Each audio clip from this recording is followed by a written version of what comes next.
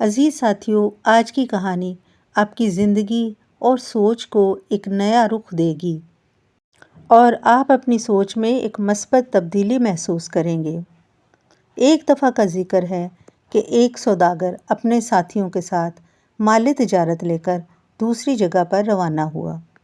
سفر چونکہ لمبا تھا، اس لیے راستے میں انہوں نے کئی جگہوں پر کھانے اور پانی کے لیے اور کچھ دیر آرام کرنے کے لیے پڑاؤ ڈالا۔ سوداگر کے ساتھیوں نے دیکھا کہ صحرا میں جگہ جگہ پر گھڑے کھودے گئے ہیں، لیکن گھڑے ایسے کہ وہ نامکمل تھے۔ انہوں نے سوالیہ نظروں سے سوداگر کی طرف دیکھا۔ سوداگر ان کے سوال کو سمجھ گیا تھا۔ اس نے کہا کہ میں بتاتا ہوں یہ کس نے گھڑے کھودے ہیں۔ اور پھر سوداگر نے اس آدمی کے بارے میں بتا کر سب کو حیران کر دیا کہ وہ ایک پیاسا لیکن بے صبرا شخص تھا، جو اپنی پیاس کو بجھانے کے لیے بار بار گھڑا کھودتا تاکہ کسی بھی گھڑے میں سے پانی نکل آئے۔ اس طرح اس نے اپنی طاقت کو مختلف گھڑوں پر استعمال کیا، لیکن کسی ایک بھی گھڑے میں سے پانی نہیں نکلا۔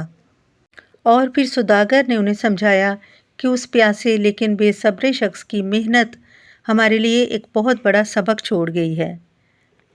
اگر پیاسا شخص اپنی طاقت کو اتنے زیادہ گھڑوں پر ضائع کرنے کی بجائے صرف ایک ہی گھڑے پر فوکس کرتا تو پانی نکل آتا۔ عزیز ساتھیوں، یہ کہانی ہمیں سمجھاتی ہے کہ جو بھی کام شروع کریں اس پر مکمل توجہ کریں اور مایوس ہو کر دوسرا کام شروع کرنے کی بجائے اسی کام پر لگاتار محنت کرتے رہیں، اور بار بار محنت سے تجربہ بڑھتا ہے اور کامیابی کے چانس زیادہ ہوتے ہیں۔